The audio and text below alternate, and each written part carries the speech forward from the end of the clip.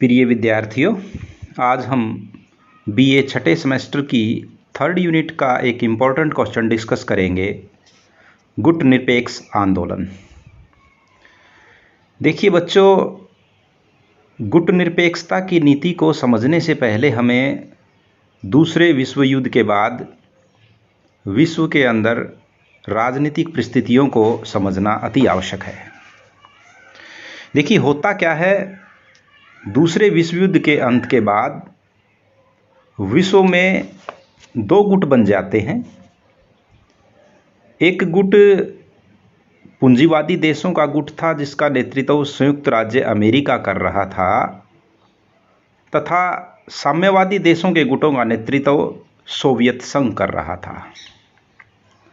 दोनों में तनाव चलता रहता है, युद्ध जैसी स्थिति पैदा हो जाती है, युद्ध नहीं होता और इस स्थिति को शीत युद्ध कहा गया।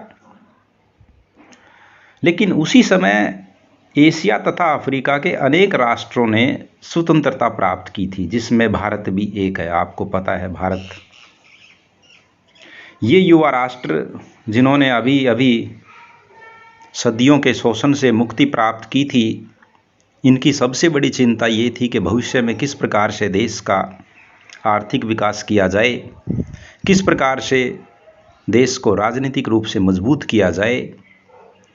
अगर वो इस समय इन दोनों ही गुटों में किसी का भी एक पक्ष ले लेते या किसी के एक तरफ वो अगर चले जाते या वैचारिक रूप से समर्थन कर देते, तो इन नवोदित राष्ट्रों को जो अभी अभी स्वतंत्र हुए थे, इनका भविष्य खतरे में पड़ सकता था, इनका विकास खतरे में पड़ सकता था। इसलिए भारत की पहल पर गुट निरपेक्षता की नीति का जन्म होता है। गुट निरपेक्षता की नीति का अर्थ है कि विश्व में उभरे हुए दोनों गुटों में से किसी भी गुट का समर्थन न करना और तटस्थता बनाए रखना। दूसरे शब्दों में हम ये भी कह सकते हैं कि अपनी विचारधारा को स्वतंत्र बनाए रखना, किसी के प्रभाव में विश्व की परिस्थिति के बारे में निर्णय न लेना।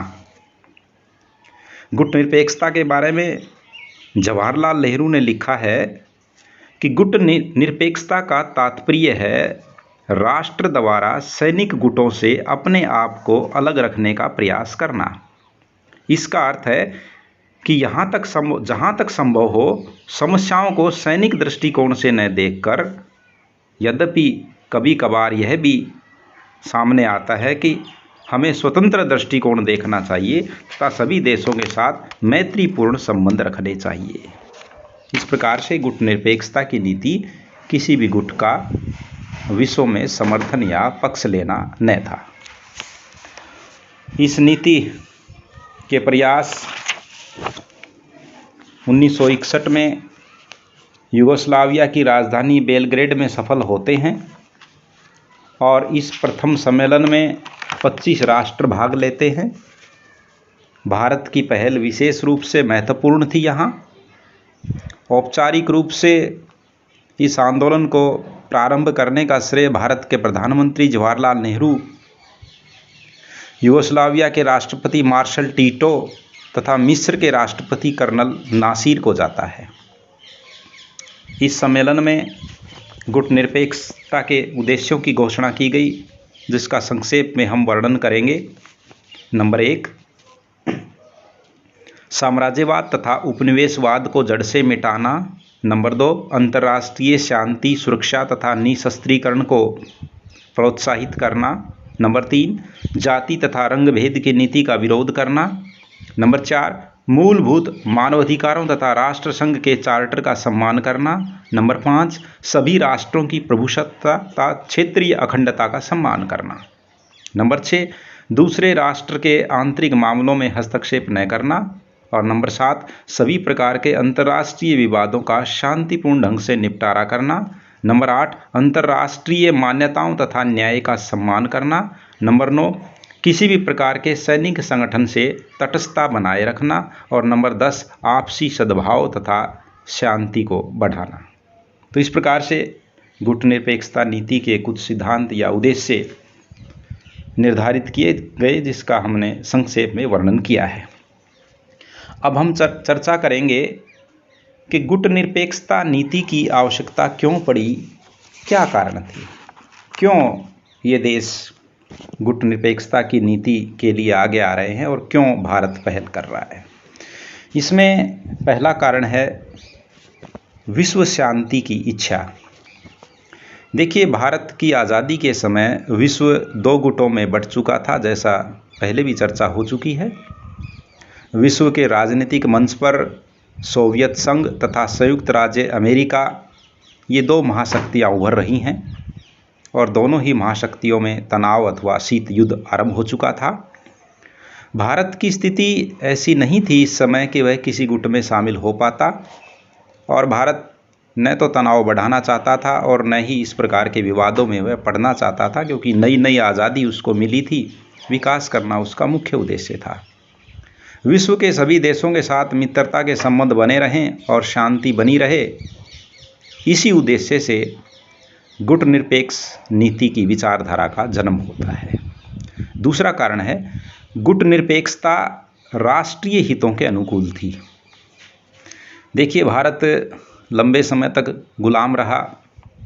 आपको पता है 1206 में सल्तनत की स्थापना हो जाती है, 1526 तक सल्तनत पीरियड चलता है।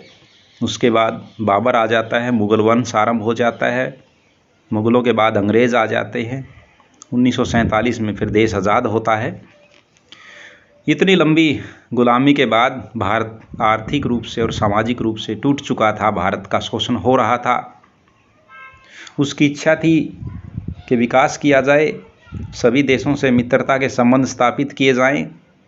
तो राष्ट्रीय हित ये कह रहे थे कि राष्ट्र को विकास करना है, भारत को सैनिक और आर्थिक रूप से मजबूत बनाना है, क्योंकि भारत नाजुक है, लंबी गुलामी झेल करके टूट चुका है और देश का विभाजन भी हो चुका है, बहुत सी जन और धन की हानि हो चुकी है। इसलिए भारत की दशा सुधारने के लिए, राष्ट्रीय विकास के लिए गुटनिरपेक्षता की नीति आवश्यक थी। दूसरा कारण ये था। तीसरा कारण है भारत के स्वाभिमान की मांग। देखिए, प्रत्येक राष्ट्र का एक स्वाभिमान होता है। भारत ब्रिटिश साम्राज्य से एक लंबी अवधि तक संघर्ष करने के बाद, बलिदान देने के बाद, विभिन्न नेताओं के संघर्ष के बाद आज़ाद हुआ था, और स्वतंत्रता भारत के लिए बहुत बहुमूल्य थी, क्योंकि यह आसानी से नहीं मिली। अनेक शहीदों और अनेक नेताओं के प्रयासों और संघर्षों से ये आज़ादी मिली थी। भारत इस आज़ादी के मूल्य को जानता था और इस आज़ादी को खोना नहीं चाहता था, इसका सदुपयोग करना चाहता था विकास के लिए। स्वाभिमान इस समय जन्म ले चुका था, तभी तो देश में राष्ट्रीय आंदोलन चला और तभी शोषण के विरोध में लड़ाई लड़ी गई। वो आज़ादी के लिए लड़ाई थी, वो भारत के स्वाभिमान के लिए लड़ाई थी। ऐसे समय में गुटबंदी की राजनीति करना भारत की स्वतंत्रता के लिए बड़ी घातक हो सकती थी। इसलिए भारतीय नेताओं ने, भारत ने और कुछ अन्य राष्ट्रों ने ये निर्णय लिया कि किसी भी गुट में शामिल ना हुआ जाए। भारत ने अपने स्वाभिमान को ध्यान में रख करके गुटनिरपेक्षता की नीति अपनाई थी। वह किसी भी देश के साथ बंधना अपने आत्मसम्मान को खोना मानता था। इसलिए भारत के राष्ट्रीय स्वाभिमान के लिए गुटबंदी की नीति को त्यागा गया और गुटनिरपेक्ष नीति अपनाई गई। अगला कारण है विदेशी आर्थिक सहायता की आवश्यकता है। देखिए, ये सही है कि भारत आर्थिक रूप से बहुत मजबूत था, भारत में धन की कोई कमी नहीं थी, लेकिन इतने लंबे समय तक इंग्लैंड ने शोषण किया, उसके बाद बड़ी दयनीय अवस्था भारत की हो गई थी और भारत को आर्थिक सहायता की आवश्यकता पड़ सकती थी भविष्य में राष्ट्र के विकास के लिए। और ऐसी परिस्थितियों में आवश्यक था कि वह गुटनिरपेक्षता की नीति अपनाए, किसी भी देश का पक्ष ना ले, क्योंकि किसी भी देश से उसको आर्थिक सहायता की आवश्यकता पड़ सकती है। तो समय का तगाजा और परिस्थितियाँ ये कह रही थी कि अगर किसी भी राष्ट्र का पक्ष लिया गया तो वो देश के लिए, भारत के लिए सही नहीं होगा, क्योंकि किसी भी देश की सहायता की आवश्यकता उसको भविष्य में पड़ सकती है। इसलिए गुटनिरपेक्षता की नीति का अनुसरण किया गया। अगला कारण है नैतिक दृष्टिकोण। देखिए, विश्व के विभिन्न देशों का एक नैतिक दृष्टिकोण भी होता है और एक संस्कार भी होते हैं राष्ट्र के। विश्व की प्रत्येक समस्या का एक नैतिक पक्ष होता है और प्रत्येक समस्या का मूल्यांकन गुण और दोष के आधार पर करना चाहिए। भारत बड़ी सोच समझकर चल रहा था और उसकी स्पष्ट नीति थी कि किसी भी प्रकार के पूर्वाग्रहों से, या जब वह गुलाम था तो किस देश के साथ उसके किस प्रकार के संबंध रहे, इस चक्कर में वह नहीं पड़ना चाहता था। इन सभी बातों से हट करके एक नया जीवन, विकास की एक नई यात्रा वह आरंभ करना चाहता था। अगर वह किसी भी गुट का समर्थन कर देता तो उसको ये समस्या आ सकती थी। इसलिए निष्पक्ष निर्णय लेने की इच्छा के कारण गुट निरपेक्षता की नीति को अपनाया गया। अगला कारण है भौगोलिक दशा। देखिए, पंडित जवाहरलाल नेहरू ने भी ये कहा था कि भारत की विदेश नीति विश्व में उसकी भौगोलिक स्थिति के हिसाब से निर्धारित होती है। भौगोलिक दृष्टिकोण से भारत की दशा बड़ी विचित्र है। भारत दक्षिण पूर्व एशिया से संबंधित है और यह दक्षिण एशिया तथा पश्चिम एशिया से संबंधित है। भारत एशिया के मानचित्र के मध्य में है। समस्त अंतर्राष्ट्रीय मार्ग, इन देशों से आने वाले मार्ग भारत से होकर के गुजरते हैं। यदि आप व्यापार प्रतिरक्षा की दृष्टि से सोचें तो भी भारत दक्षिण और दक्षिण पूर्वी तथा पश्चिमी एशिया का केंद्र बन जाता है।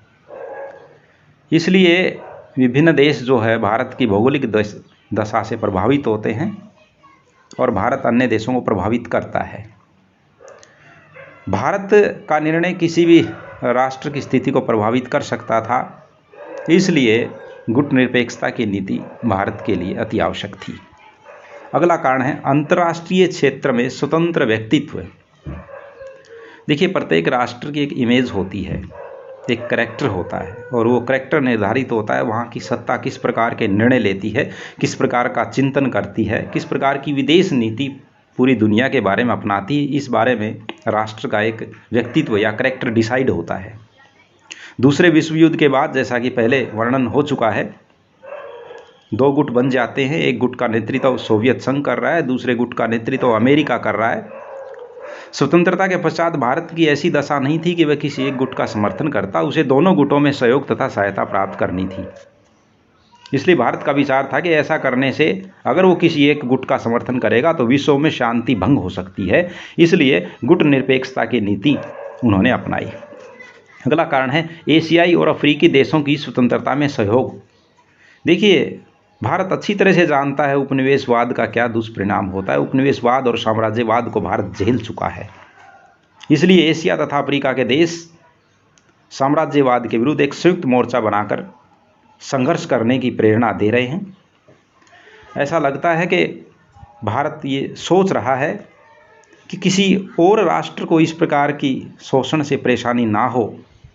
इसलिए उसका एक विचार है कि एशिया तथा अफ्रीकी देश जो गुलाम हैं, जो शोषण को सहन कर रहे हैं, भारत उन्हें निराश नहीं करना चाहता था। भारत उनके लिए एक प्रेरणा का कार्य करना चाहता था। भारत को एशियाई तथा अफ्रीकी देशों की स्वतंत्रता प्राप्त करने की जो तीव्र इच्छा थी, उसको नैतिक समर्थन देना चाहता था, उनको प्रेरित करना चाहता था। और अगर इस समय वह किसी एक राष्ट्र के, खासकर किसी साम्राज्यवादी या उपनिवेशवादी ताकत के पक्ष में चला जाता तो उन सभी राष्ट्रों के लिए को निराशा मिलती। इसलिए भी भारत गुट निरपेक्षता की नीति अपनाता है। तो ये सभी कारण जो जिसका वर्णन हमने किया दूसरे विश्व युद्ध के बाद की जो परिस्थितियां हैं विभिन्न राष्ट्रों की, उन सभी राष्ट्रों ने विकास के लिए चिंतन किया और अपने विकास के लिए, विश्व शांति के लिए इस प्रकार से गुट निरपेक्षता की नीति अपनाई।